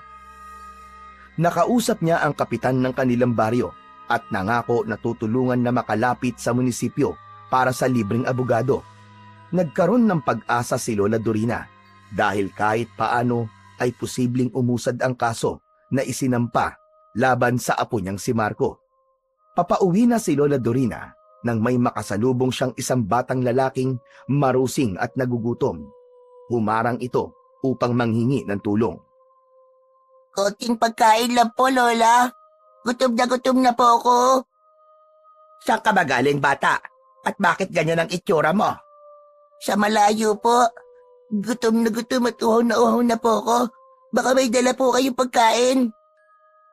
Oo, iho. Tama-tama. May natira pa sa puto na binili ko kanina. Saka may konting tubig din ako. Oh, heto. Ibibigay ko na sa'yo para makakain ka. Naku, maraming salamat po. Ang bait niyo po. Agad na nilantakan ng bata ang ibinigay ni Lola Dorina na puto. 3 piraso ng puto yon at 3 subo rin lang ng bata na talagang gutom na gutom. Saka sinundan ng pag-inom ng tubig.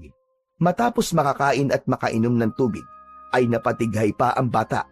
Napangiti ang matandang babae dahil kahit paano ay napawi ang matinding gutom ng bata. Salamat po sa inyo, Lola. Dorina, pwede mo akong tawaging Lola Dorina. Ikaw, anong pangalan mo, iho? Nitoy po. Nitoy Palaboy. Yun po ang tawag nila sa akin. Aba, ba't ganun ang tawag sa'yo? Palaboy-laboy po kasi ako, Lola Dorina. Sa kahit saan na lang po ako natutulog. Ibig sabihin ay wala kang tirahan? Opo, kahit saan-saan na lang po ako natutulog. Okay lang po sa akin. Sanay naman na po ako eh. Aba, pero delikado para sa isang batang katulad mo ang ganon. Gusto mo ba sa bahay ka na lang tumira? Napatingin si Nitoy sa matandang kausap. Hindi ito makakibo at makapaniwala. Nitoy, iho, tinatanong kita. Kung gusto mo bang sa bahay ka na lang tumira, nag-iisa lang naman kasi ako ron. Dahil may nangyari sa apo kong kasakasama ko. Wala pa ring naisagot ang bata kay Lola Dorina. Subalit mula sa mga mata ng bata ay pumatak ang luha. Nitoy, umiiyak ka. Abay bakit? May nasabi ba akong mali? O hindi mo nagustuhan? Wala po. Naiiyak po ako kasi masaya po ako. Sobra po ako natutuwa kasi po, kayo po ang unang nagsabi sa akin ng ganyan. Nag-alok po sa akin para patuloyin po ako sa bahay. Hindi po ako makapaniwala na may tao pong gagawa ng ganun. Abay ganon ba? Kaawa-awa ka naman. Naisip ko kasi na delikado para sa isang batang tulad mo na mamumuhay sa kalye. At isa pa, meron din akong apo. Nang makita kita naalala ko si Marco sa'yo. Pero hindi na siya bata. Binata na siya. Kahawig mo kasi siya nung kasing edad mo. Kung ganun po, gwapo po pala ang apo nyo, Lola Dorina. Abay syempre naman, magkasing gwapo kayo. Kung sa bagay po, maganda po kayo, Lola Dorina. Maganda ang lahi nyo. Napangiti si Lola Dorina. Bigla tuloy niyang naalala ang asawang si Apong Salik na mahilig mambola sa kanya. Ba't napangiti po kayo, Lola Dorina? May naalala lamang ako. Kung payag kang sa bahay na tumira, abay sumama ka na sa akin. Tsaka para makapaligo ka na rin. Iba na kasi ang amoy mo, Nitoy. Sanayan lang po sa amoy yan, Lola Dorina. Kaya lang, hindi ako sanay sa ganyang amoy. Abay, naaamoy mo ba at sarili mo? Abay, punyeta ka. Kaya kailangan mo na talaga maligo para maging mabango ka. Isinama na nga ni Lola Dorina ang batang si Nitoy. Pagdating nila sa bahay, ay agad inutusang maligo ang bata. Humanap naman siya ng mga damit na pinagliitan ni Marco upang maisuot ni Nitoy.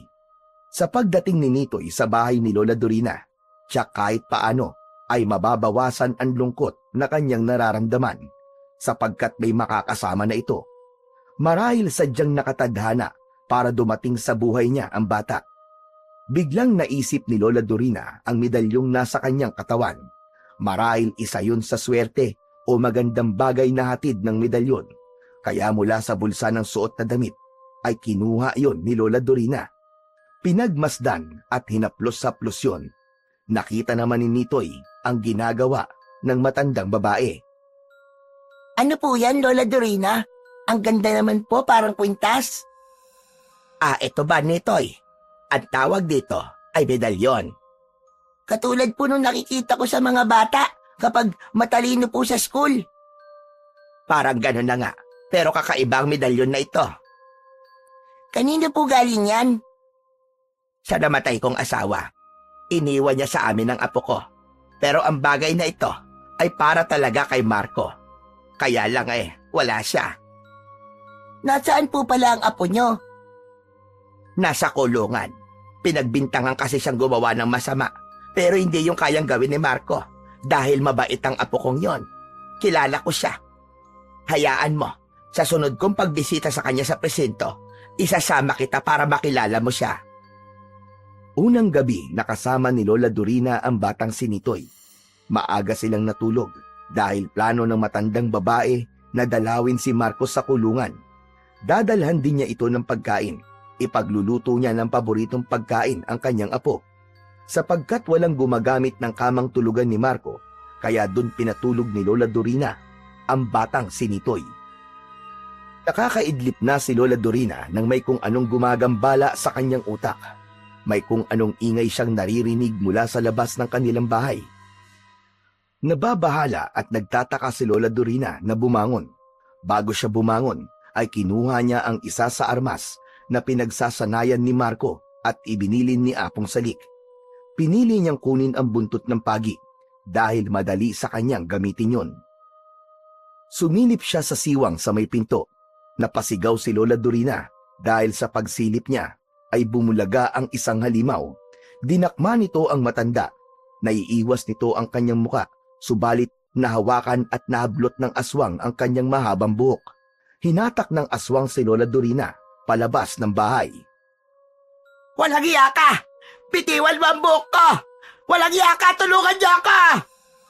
Nanatiling hawak ng aswang ang mahabang buhok ni Lola Dorina. Pinilit na hinila yon, kaya hirap na hirap ang matandang babae dahil pakiramdam niyang matutuklap na ang kanyang anit sa lakas ng pagkakahatak ng aswang sa buhok nito. Hayop kang aswang ka!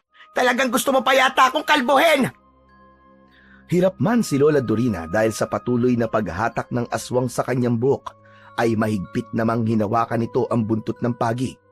Iwinasiwas yun sa ere ng ilang ulit. Nang makabuelo, ay saka inihataw ang buntot ng pagi sa katawan ng aswang. Gumuguhit at lumalahid sa katawan ng aswang ang bawat tama ng buntot ng pagi. Nag-iwan yun ng sugat sa katawan ng aswang. Pumapalahaw naman ng aswang nang dahil sa sakit, sanhi ng sugat na naiiwan sa katawan nito. Ngunit habang nakikipaglaban si Lola Dorina sa isang aswang, ay isa pang nilalang ang sumugod na ibig tulungan ang aswang na kalaban ng matandang babae. Mukhang pagtutulungan pa ako ng mga aswang na ito. Hindi ako dapat matakot. Alam kong tutulungan ako ng medalyon. Dahil sa dalawang aswang nakaharap ni Lola Dorina, kaya nahirapan na ito. Nang pagkakataong yun, ay nagising ang batang si Nitoy. Narinig niya ang mga pagkakaingay at nangyayaring komosyon sa labas ng bahay. Tumayo ang bata at tinungo ang pintuan. Nanlaki ang mga mata nito sa nakitang mga halimaw at ganun na lang ang pagkagulat sa nagaganap na kaguluhan. Kitang-kita niya na nakikipagpambuno ang kanyang Lola Dorina sa dalawang halimaw. Naku po! Pinagtutulungan ng mga halimaw si Lola Dorina! Kailangan ko siyang tulungan!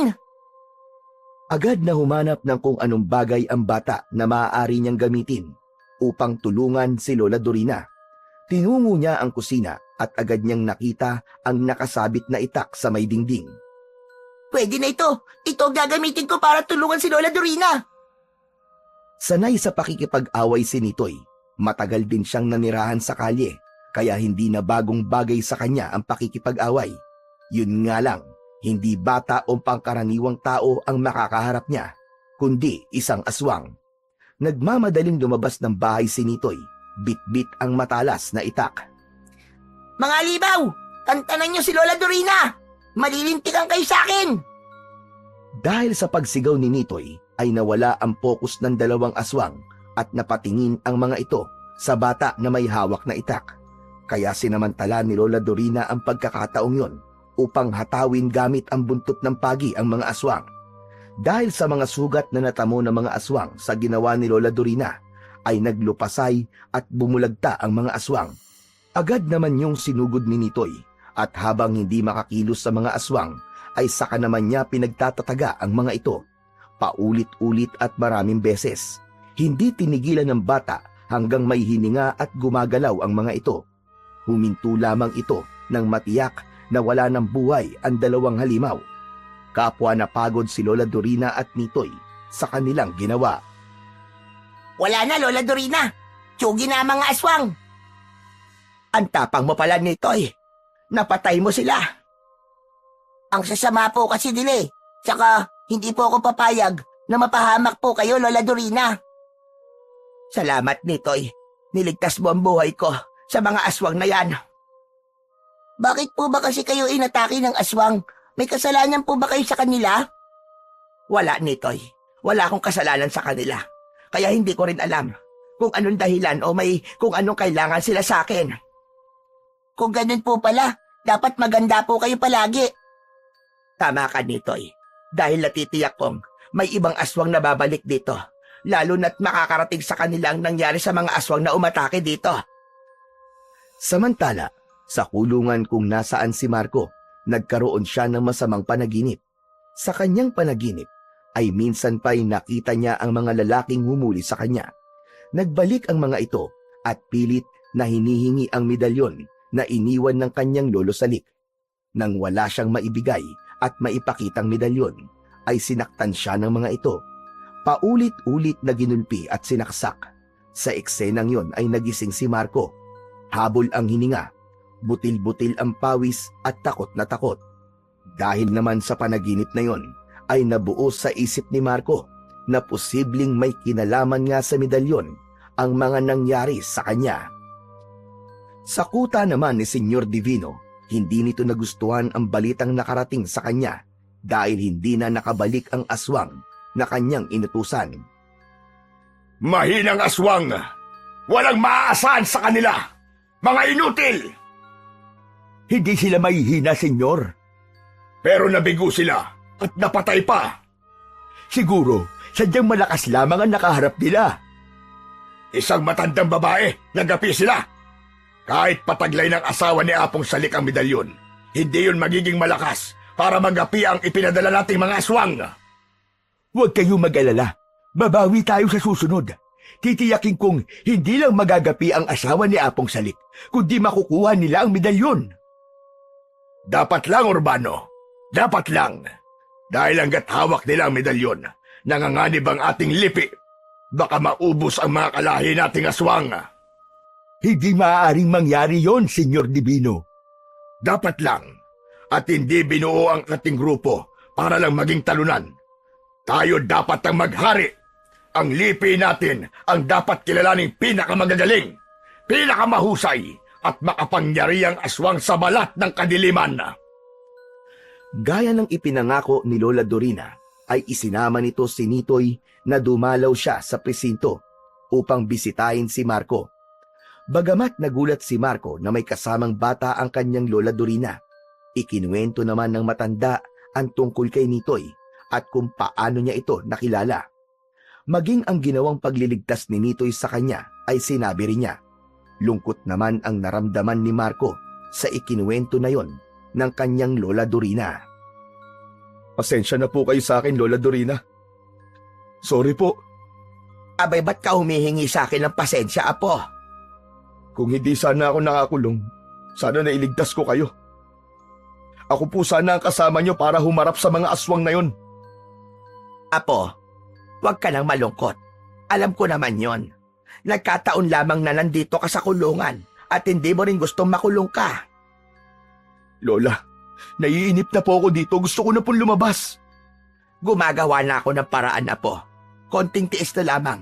Pasasaan pat lilitaw din ang katotohanan. Yung babaeng nagreklamo, Lola. Alam ko pong makakatulong siya sa inyo. May kutob akong ginamit lang po siya. Siguro tinakot po siya para idiin ako sa kasalanang hindi ko naman po ginawa. Pero saan ko naman siya hahanapin, Apo? Hindi ko rin po alam, Lola. Biglang may pumasok sa isipan ni Lola Dorina. Gaya ng pinaniniwalaan niya, maaaring makatulong yun sa kanya. Sige, Apo. Susubukan kong hanapin ang babaeng sinasabi mo. Kung siya ang magbibigay ng linaw para makalabas ka rito. Nakauwi na si Lola Dorina. Hindi mawala sa isip niya ang mga sinabi ni Marco. Nakaupo ito sa isang sulok ng bahay. Kanina pa pinagmamasdan ni Nitoy ang nag-iisip na matanda. Kaya naman, nilapitan niya ito. Ano pong iniisip niyo, Lola Dorina? Yung sinabi ng apo ko si Marco. Dapat hanapin natin yung babaeng sinasabi niya. Hinawakan ni Nitoy ang kamay ng matanda. Baka sakaling makagaan yun sa bigat na nararamdaman nito. Tutulungan ko po kayo, Lola Dorina. Salamat, Nitoy. Dahil kahit paano ay may makakasama ako. Pero isa ka lamang bata. May magagawa rin po ako, Lola. Saka sabi nga po sa inyo, hindi ko po kayo pababayaan. Dahil po tinulungan niyo ako. Binigyan po ako ng tirahan. Kaya gusto ko po matapos din ang problema niyo kay Kuya Marco. Para po makauwi na siya at makasama niyo na po. Kasi po, siya lang po ang pamilya niyo. Ikaw naman, Nitoy. Para sa akin, pamilya na rin kita. Pero ngayon, wala akong pinakahahangad kundi ang makalaya ang Kuya Marco mo. Samantala, dahil nga wala na si Apong Salik, ay ipinagpatuloy na ng grupo ni na Senyor Divino ang pag-aasik nila ng lagim sa Baryo Anahaw. Minsan pa'y niligalig nila ang lugar na yon dahil para sa kanila'y nakaramdam sila ng kalayaan para palaganapin ang kasamaan at kadiliman sa pagkawala ng malakas na antingero at manunugis na si Apong Salik. Patuloy na mag-ahari muli ang kadiliman dito sa baryo. Pabor na pabor sa atin ang pagkamatay ng matandang antingero, Senyor Divino. Kaya wala na magagawa ang mga taga rito, kundi ang tanggapin nila na tayong mga aswang na ang maghahari dito. At silang mga nakatira dito ay magiging kauri natin. Lubos na kasiyahan ang maibibigay natin sa hari ng kadiliman dahil nakikita na niya ang pagtatagumpay nating mga tagasunod niya. Talagang maaasahan ang plano mo, Senyor Divino. Walang magagawa ang tagapagmana ni Apong Salik dahil nasa loob siya ng kulungan. Hindi siya makakakilos at doon na siya mabubulok. Pero hanggang ngayon ay nagtataka pa rin po ako. Saan, Urbano? Sa pagkakakulong niya? Oho, Senyor Divino. Dahil ang alam ko, hindi pa rin makapaniwala ang kanyang Lola Dorina na magagawa yun ng kanyang apo. Ang hina mo rin sa balita, Urbano. Palibasa minsan hindi mo ginagamit ang iyong kokote. Ano pong ibig niyong sabihin, Senyor? Sabi ko naman sa'yo, lagi akong may paraan. Ang ibig sabihin, Senyor, may kinalaman kayo sa pagkakakulong ng apo ni Apong Salik? Naturalmente, meron. Sinasabi ko lang nga ba, kagagawa niyo ang pagkakakulong niya? O, gumamit ako ng babaeng mababayaran para umarte na ginahasa siya ni Apo ni Salik. Mahusay umarte ang babaeng nakuha niyo, Senyor. Dapat lang, dahil binayaran ko siya. Napaniwala niya mga pulis na ginahasa siya ng barko na yon. Pero hindi tumitigil ang kanyang lola. Gumagawa ito ng paraan para makalabas sa kanyang apo dahil naniniwala siya na wala itong kasalanan. Di gawin niya ang kahit na anong paraan. Tignan ko lamang kung makakalabas pa ang kanyang apo. Hinding-hindi ko papayagan na makalaya siya dahil magiging malakas na hadlang ang binatang yun. Siya ang susunod na magmamana ng medalyon ni Salik. At dahil nakakulong siya, wala siyang magagawa. Hindi niya pakikinabangan ang bisa ng medalyon. Sa pagsapit ng dilim, ay pangamba ang naramdaman ni Dorina dahil laging nililigalig ng mga kampon ng dilim ang baryo. Kaya sa ganoong pagkakataon ay naalala niya ang asawang si Apong Salik. Sana lang kasama niya yon para ipagtanggol sila.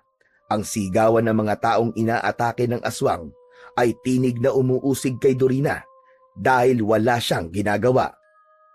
Dahil sa mga naririnig niyang sigawan, ay inilabas niya ang medalyon. Alam niyang matutulungan siya nito. Minsan pa'y nakabantay lagi sa kanya si Nitoy. Ang medalyon na ito ay makatutulong para harapin ang mga aswang na umatake. Gusto niyo pong gamitin yan, Lola Dorina? Haharapin niyo po sila? Matanda na ako, Nitoy. Nag-aalala ko. Baka hindi ko kayanin. Pero hindi ko kayang magsawalang kibo na lamang. Sabi ko po sa inyo, tutulungan ko po kayo. Baka mapahamak ka pa, Nitoy. Wala kang alam sa pakikipaglaban. Pero gusto ko po makatulong. Sigurado ka ba, Nitoy? Opo, Lola Dorina. Bata man po ko, pero kakayanin ko pong harapin ang mga aswang. Bagamat may pagdadalawang isip, ay may kung anong puwersa mula sa medalyon na iniabot yon ni Dorina sa bata. Bahala na pero kailangan magbakasakali para sa katahimikan ng baryong ito. Pagkabigay ni Dorina kay Nitoy ng medalyon, ay isinuot ito ng bata sa kanyang leeg. Kinuha ang buntot ng pagi na ginamit ni Lola Dorina nang harapin niya ang mga aswang. Lumabas ng bahay si Nitoy at walang pag-aalinlangan na pinuntahan ng mga aswang na nanggugulo at naghahasik ng lagim. Ako ang harapin nyo, mga aswang! Narinig ng ilang mga aswang ang sigaw na yon ng bata. Nakatingin lang ang mga ito, ubalit agresibo si Nitoy. Siya ang unang sumugod para sugurin ang mga aswang na nagkalat. Sa kabila ng kanyang kabataan, ay nakapagtataka na naging malakas siya para hawakan ang buntot ng pagi at harapin ang mga halimaw. Sa bawat wasiwas ng buntot ng pagi, ay tinatamaan ang mga aswang na lumalapit at lumilikhayo ng mga sugat sa katawan ng mga ito. Dahil sa ginawa ni Nitoy ay nagalit ang ibang aswang na umatake rin sa kanya. Ngunit walang pag-aalinlangan ng bata na patuloy lang sa pagsugod. Mula sa kalayuan ay tanaw ni Lola Dorina ang ginagawang pakikipaglaban ni Nitoy sa mga aswang. Habang nakikita niya ang pakikipaglaban ng bata, ay tila ang nakikita niya ay ang kanyang apo na si Marco na humaharap sa mga aswang. Maraming mga aswang ang nasusugatan at namamatay sa ginawa ni Nitoy. Hindi pa rin makapaniwala si Lola Dorina sa naging lakas at katapangan ng bata. Hindi ko inaasahan na magagawa mo ang bagay na yun, Nitoy. Ako man po, Lola Dorina. Pero natuwa po ako habang kalaban ko ang mga aswang. Kaya ko pala silang talunin dahil sa medalyon. Hindi pa rin tayo binibigo ng medalyon. Dahil sa kapangyarihang binibigay niya sa tao may hawak nito, ay nagiging malakas at matapang ka. Akala ko nga po hindi ko po kaya eh. Pero nagawa ko pong lumaban sa mga aswang. Ang husay po talaga ng medalyon. Ngayon ko naisip na sadyang may dahilan kung bakit nagkrus ang landas natin, Nitoy. Dahil may mahalagang bagay kang gagampanan. Siguro nga po, Lola Dorina. Nagnitngit naman sa galit si Senyor Divino dahil hindi niya inaasahan ang masamang balita na malalaman. Nagtataka rin ito sa mga nangyayari. Bakit ganon? Bakit ganon? Alin po ang bakit ganon, Senyor? Hindi yun ang inaasahan ko. Sa halip na mag-enjoy ang mga kauri natin para magasik ng lagim. Dahil nga wala nang magiging sagabal. Hindi nangyari yun. At nabawasan pa ang mga kalahi natin. Yun nga po ang pinagtataka ko. Siya sino ang batang nakasagupa nila? Ang asawa ng antingero. Si Dorina. Siya ang may kinalaman sa naging kabiguan ng mga kalahi natin.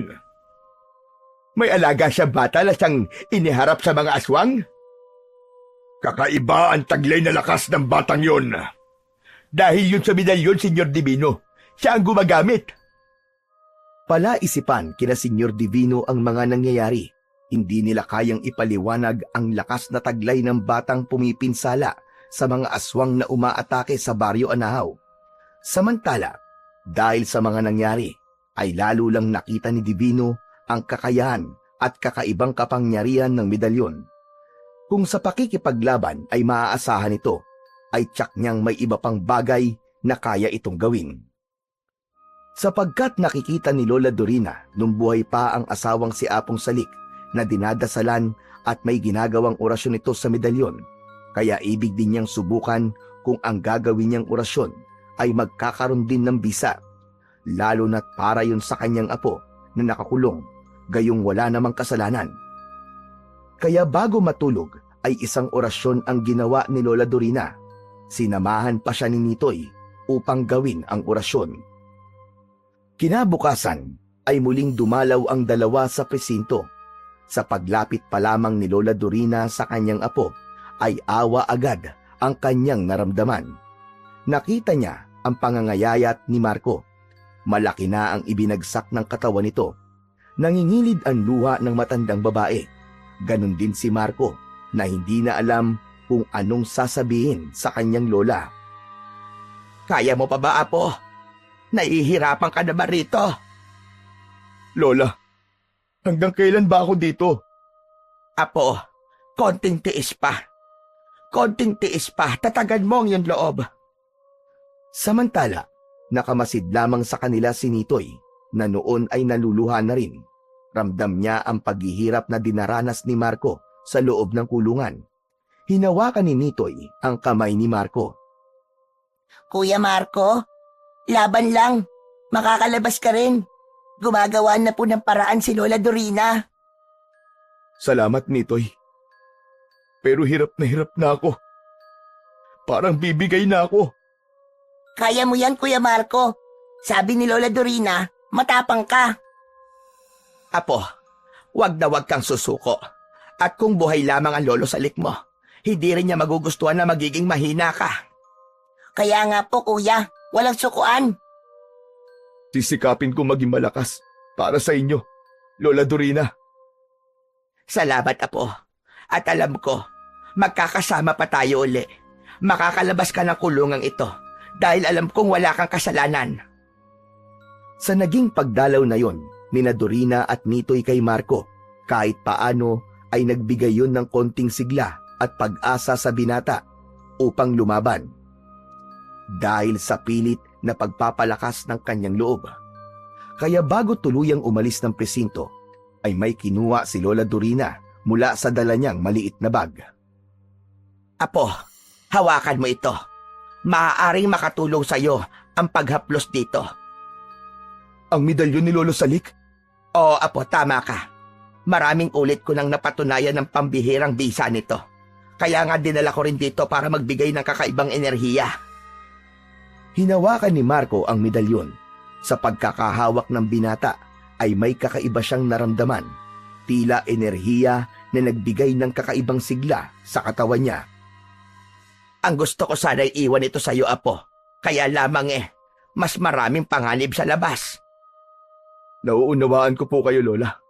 Saka baka pag-isipan po ako ng kung ano-ano kung iiwan dito po sa loob ang medalyon. Yun din nga ang iniisip ko, Apo.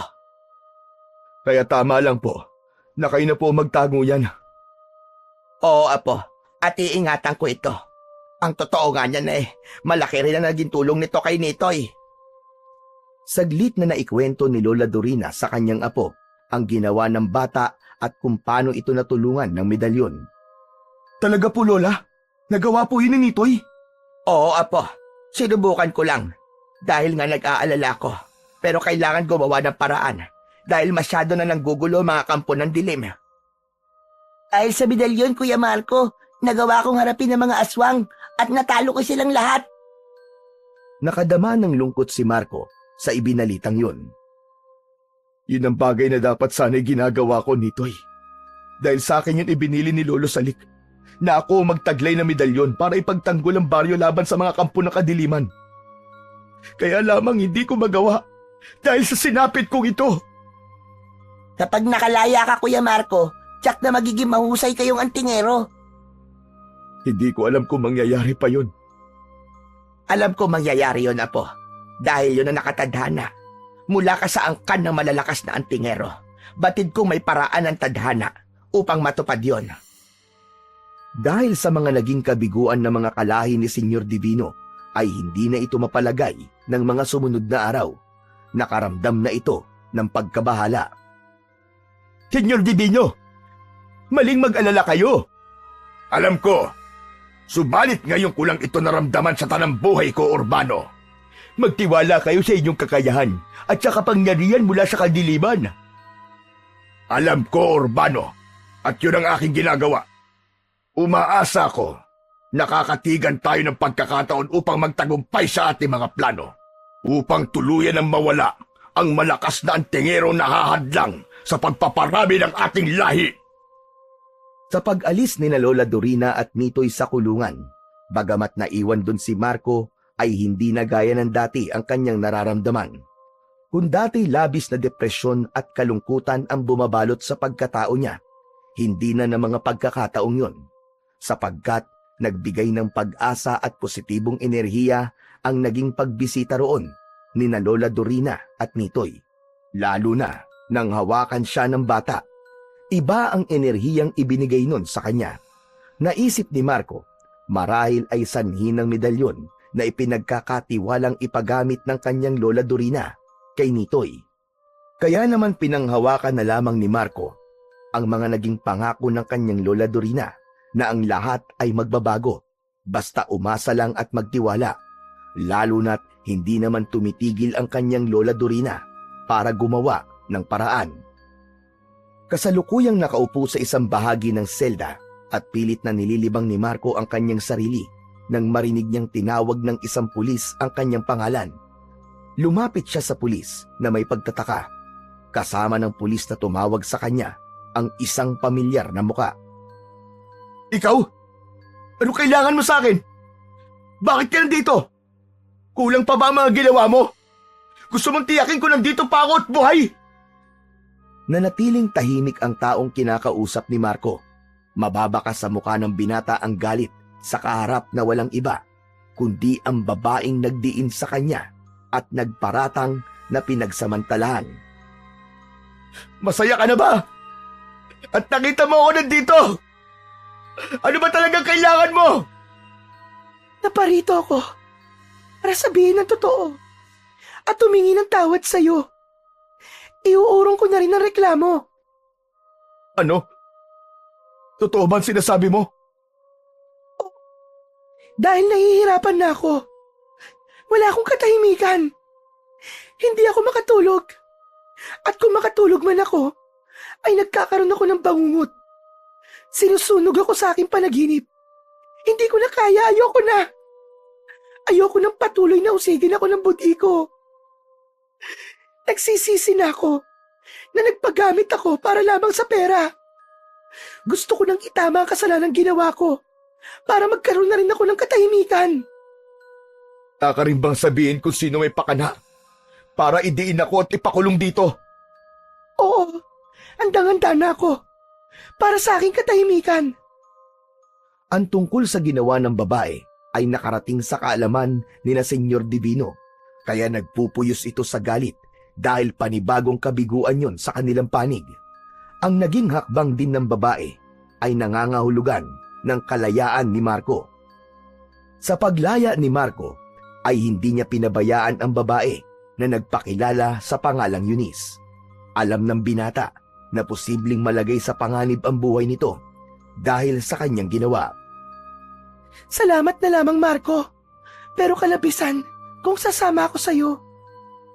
Pero hindi kita maaaring pabayaan, lalo na kung wala ka palang tiyak na matutuluyan. Saan mo ako isasama? Sa bahay ng Lola Dorina ko, doon makakatiyak ka ng kaligtasan.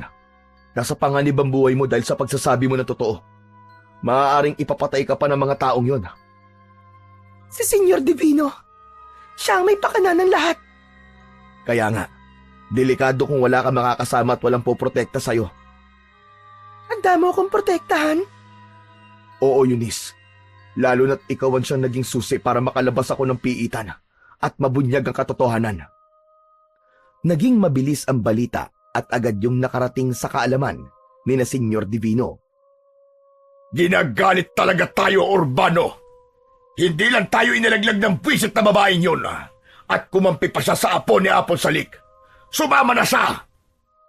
Dahil nag-iisip ang babaeng yun, senyor. Alam niyang mapapadali ang buhay niya kung di siya sasama kay Marco. Hindi natin dapat ipagwalang bahala ang pangyayaring ito. Tsak gagawin nila ang lahat para lupinin tayo. Mas magiging malakas na sila dahil nasa laya na ang Marco na yon. Wala tayong ibang dapat gawin kundi ang harapin sila.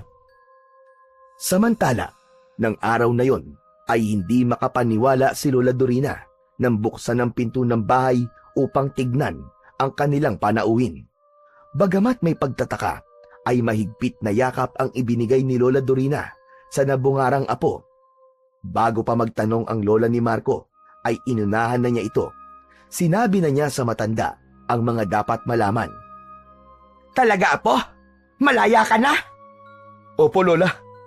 Dahil po yung kay Eunice. Napakunot ang noo ni Lola Dorina na nakatingin sa dalagang kasama ni Marco na noon lang din niya nakita. Kaya ikinuwento na rin ni Marco kung anong kinalaman ni Eunice sa naging kalayaan nito at sino ba talaga ang babaeng kasama nito. Hindi na kinwestiyon pa ng matandang babae ang mga nalaman. Kasiyahan ang nangibabaw sa puso niya dahil sa paglaya ng kanyang apo. Kung anuman ang naging kasalanan ni Eunice, ay kaya na niyang mapatawad yon dahil sa pagsasabi ng totoo upang makalaya si Marco. Samantala, masayang nakatingin si Nitoy sa mga nangyayari na nauunawaan ang lahat. Sabi ko na sa'yo, Kuya Marco makakalaya ka rin. Heto na nga po yun. Tama ka, Nitoy. Nakalaya na nga ako.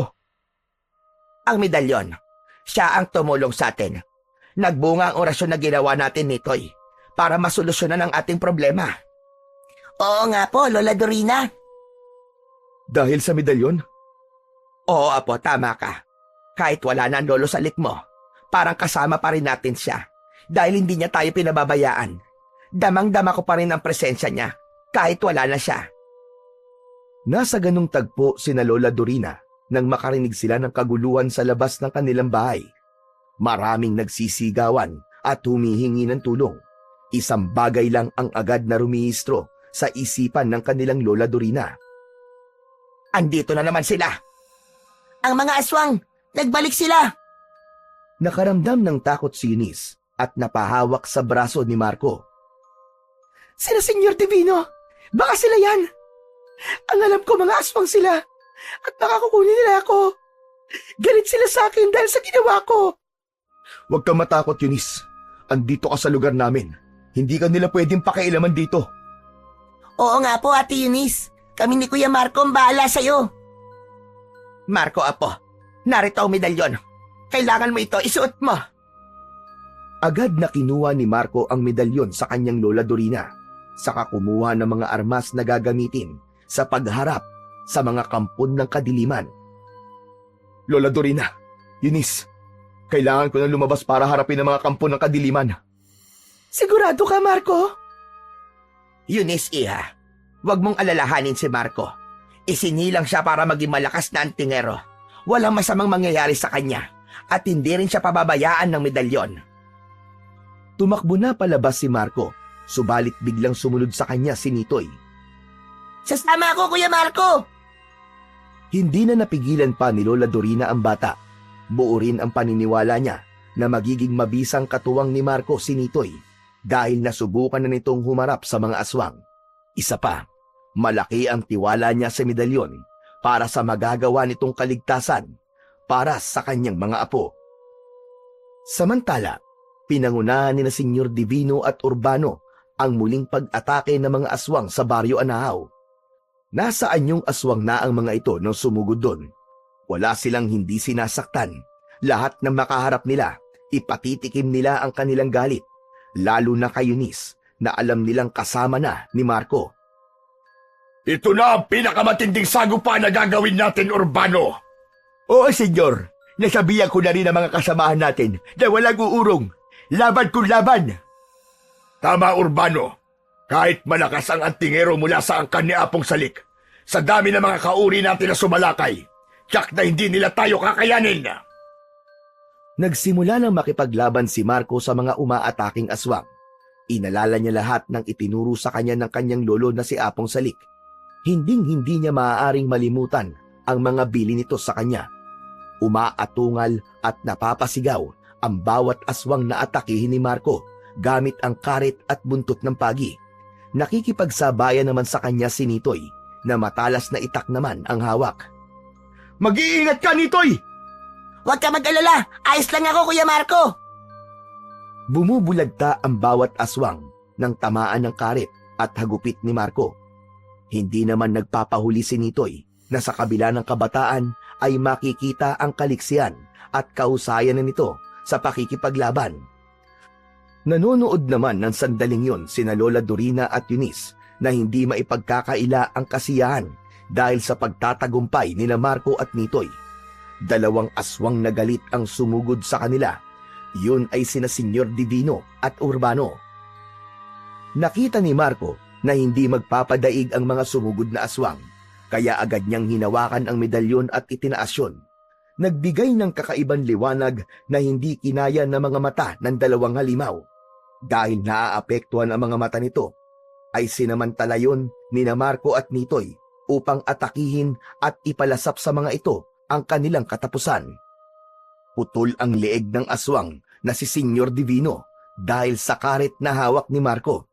Ibinaon naman ni Nitoy sa katawan ng aswang na si Urbano ang hawak niyang matalas na itak. Walang nagawa ang mga ito hanggang sa tamuhin nito ang kanilang kamatayan.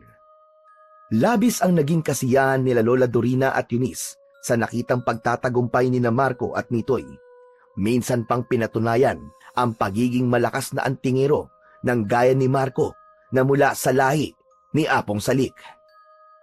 Sa kabila ng kasiyahan ng maglola at Eunice, dahil sa nakamit na tagumpay laban sa mga aswang at ang kalayaan ng baryo mula sa kasamaan at pag-aasik ng kadiliman sa Baryo Anahaw, ay napansin nila ang kalungkutan ni Nitoy. Bakit, Nitoy? Di ba dapat masaya ka? Dahil hindi nagtagumpay ang mga aswang, natalo natin sila. Kailangan ko na rin magpaalam sa inyo. Ano ka mo? Aalis ka, Nitoy? Aba, bakit, Apo? Diba sabi mo gusto mong tumira sa bahay? Tapos na po ang oras ng pamamalagi ko kasama kayo. Anong ibig mong sabihin, Nitoy? Nagtataka silang lahat sa kakaibang ikinikilos ni Nitoy. Nagulat sila nang biglang mawalan ng malay ang bata. Mula sa walang malay na katawan ni Nitoy ay lumabas ang isang tila usok. Isang espiritu yon. Espiritu ni Apong Salik. Dorina, aking mahal. Salik, ikaw nga ba yan? Oo, Dorina. Ang espiritu ko ang nasa katawan ng batang si Nitoy. Hindi agad makaalis ang espiritu ko para makarating sa dapat kong puntahan dahil hindi ko pa natatapos ang aking misyon. Kaya sumapi ako sa katawan ng batang si Nitoy upang bantayan kayo at tulungan, lalo na nang malaman ko ang sinapit ng ating apo. Hindi ko kayo maaaring pabayaan. Kaya pala kakaiba si Nitoy. Bakit malakas at matapang siya? At hindi pangkaraniwan ang bisa sa kanya ng medalyon? Dahil espiritu mo pala ang nasa katawan niya. Kaya pala, iba rin ang nararamdaman ko kapag dumadalaw si Nitoy sa kulungan. Iba ang enerhiyang pumapasok sa katawan ko kapag hinahawakan niya ang kamay ko.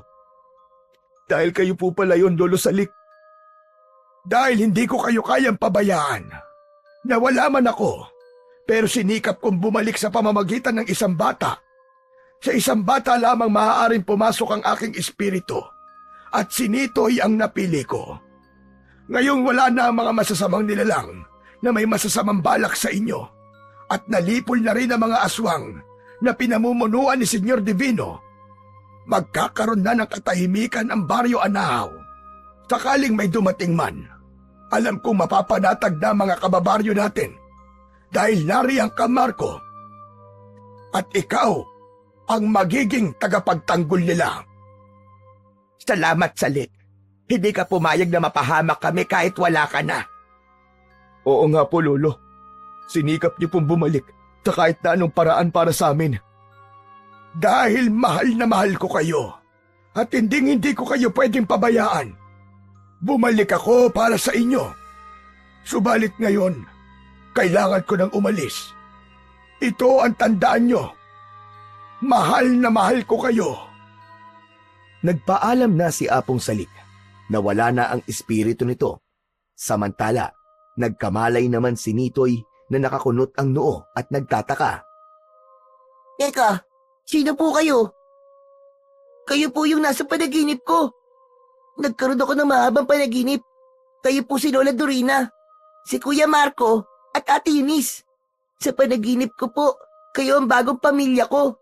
Yun po nasa panaginip ko kasi po, wala na po akong matutuluyan. Nagkatinginan na lamang ang tatlo.